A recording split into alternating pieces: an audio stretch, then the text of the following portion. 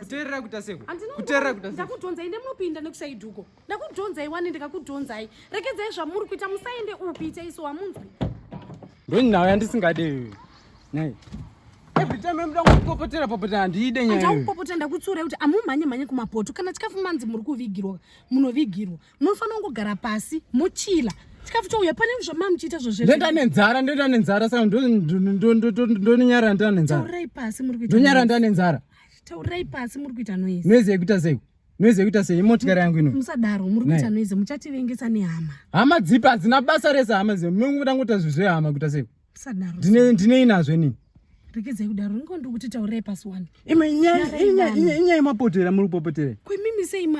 ndangokutsuurai handina popopoteni ndimuri kutopopota tinoma kudikitira ima kutoona kuti muri mukadzi wangu kaimini zvine basa rekunaiba munini munondijairira kuti chokwadi chegedzai kupopota mungonyarawo vanhu vedu wei kana maona vanhu kunyara vanhu vane basa rekuvanhu vacho mpukadzi vavanhu vacho ndimburi nebasa nazvo nei tonotoregedza kuenda kwatoda kuenda ndimburi nebasa nazvo izvozvo ava ndisekuru sekuru chaiva mukadzi wenyu vamuri kuti imbwa dzavanhu takupindawo panyaya taita sekuru madi sekuru aiwa hapana zvanomboti madii sekuru apa unoti makadii sekuru uchititukirira tese panapa ndasina mbona kuti murimo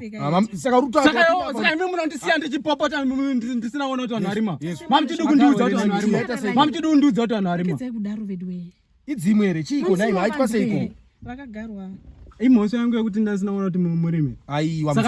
ndikuti makadii sekuru aiwa tiripo isu hauntimhoresei uchidaro mani waitwa seiko ina ndifambe nemotikari yakadai so mani tapindire chiko muno is better kukwira makomi enda chimotikari chako